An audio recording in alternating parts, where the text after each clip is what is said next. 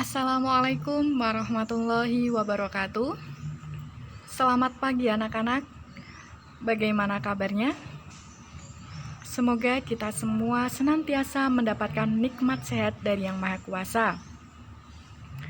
Baik, untuk mengawali kegiatan belajar pada pagi hari ini, alangkah baiknya kita berdoa. Berdoa dimulai. Berdoa selesai. Baik anak-anak, pada pertemuan pagi ini kita akan belajar mengenai struktur dan kaidah kebahasaan pada teks editorial. Sesuai dengan kompetensi dasar, menganalisis struktur dan kebahasaan teks editorial. Tujuan belajar pada pagi hari ini yaitu 1. Mampu menganalisis struktur teks editorial dengan tepat. Yang kedua, mampu menganalisis kaidah kebahasaan pada teks editorial dengan tepat. Manfaat belajar pada pagi hari ini yaitu, setelah kalian menguasai betul-betul materi yang akan Ibu sampaikan, yaitu mengenai struktur dan kebahasaan teks editorial, kalian mampu menjadi seorang penulis teks editorial yang profesional dan menjadi pengkaji keaktualan dan kefaktualan pada teks editorial. Baik anak-anak, minggu lalu kita telah belajar bersama mengenai informasi teks editorial. Apa itu teks editorial? Kemudian bagaimana membedakan fakta serta opini pada teks editorial? Mari kita ingat bersama.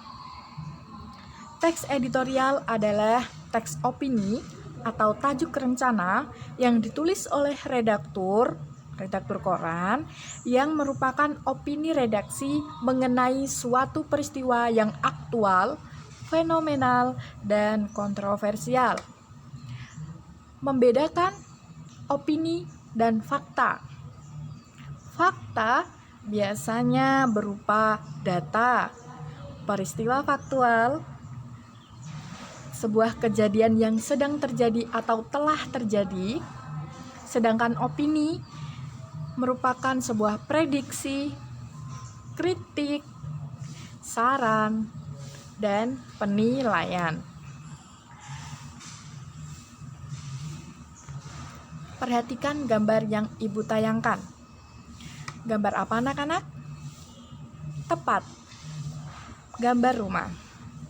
Anak-anak, pernahkah kita berpikir bahwa sebuah bangunan atau yang Ibu tayangkan ini rumah, itu juga mempunyai struktur yang runtut. Dimulai dengan pondasi, badan rumah, dan atap. Begitupun dengan teks. Teks-teks dalam pembelajaran bahasa Indonesia yang telah kita pelajari juga mempunyai struktur-struktur yang runtut. Untuk tajuk rencana atau teks editorial yang akan kita bahas memiliki struktur pertama tesis atau pengenalan isu. Tesis atau pengenalan isu merupakan bagian pengenalan isu atau permasalahan yang akan dibahas dalam bagian berikutnya. Isu yang disajikan berupa isu-isu aktual, fenomenal, dan kontroversial. Jadi diingat-ingat anak-anak bahwa isu yang kita pilih untuk dijadikan sebuah tajuk rencana atau teks editorial merupakan isu-isu yang aktual, benar-benar terjadi.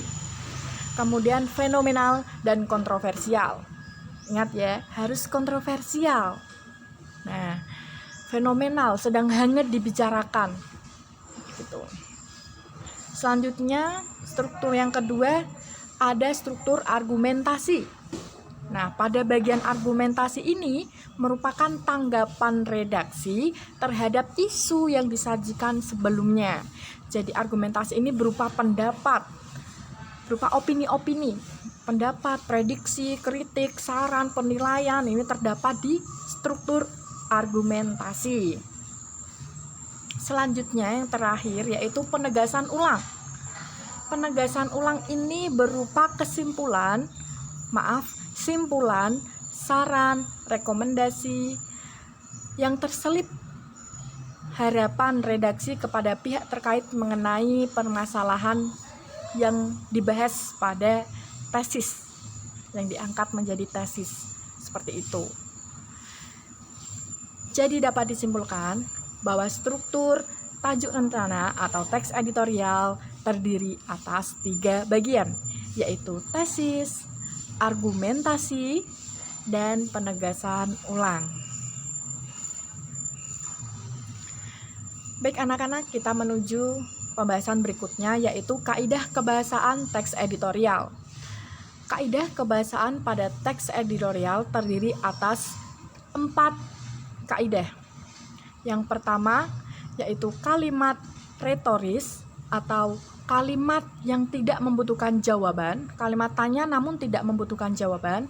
Kemudian ada kata-kata populer, ada kata ganti penunjuk yang merujuk pada waktu, tempat, peristiwa, dan lain-lain.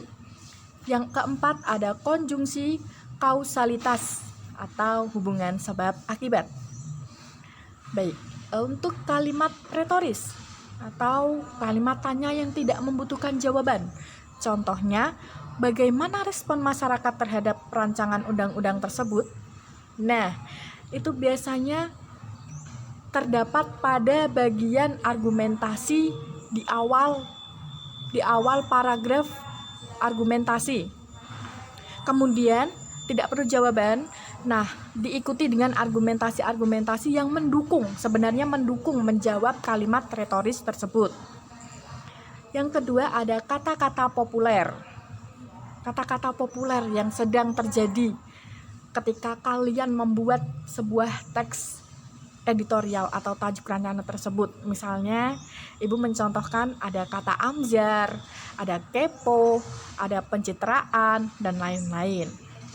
Yang ketiga ada kata ganti penunjuk yang merujuk pada waktu, tempat, atau peristiwa, dan lain-lain ya.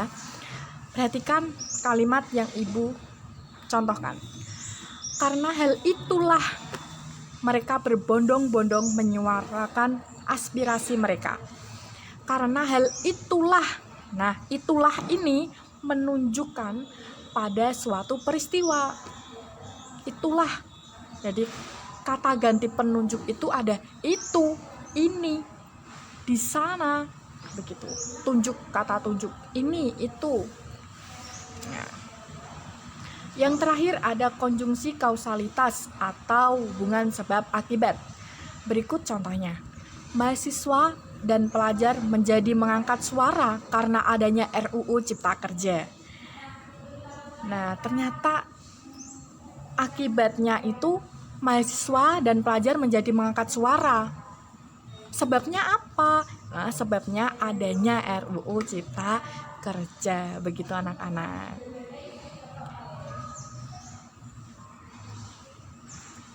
Baik, untuk tindak lanjut pada pertemuan pagi ini yaitu silahkan kalian siapkan 1 novel favorit kalian, baca dan pahami alur cerita novel tersebut.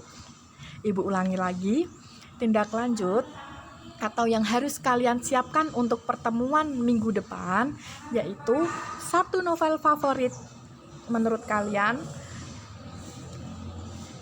genrenya bebas, mau humor, romantis, bebas ya. Baca dan pahami alur novel tersebut. Sekian anak-anak pembelajaran pada pagi hari ini. Apabila ada kekurangan, Ibu mohon maaf. Untuk mengakhiri belajar pada pagi hari ini, alangkah baiknya kita berdoa. Berdoa dimulai. Berdoa selesai. Sekian dan terima kasih. Wassalamualaikum warahmatullahi wabarakatuh.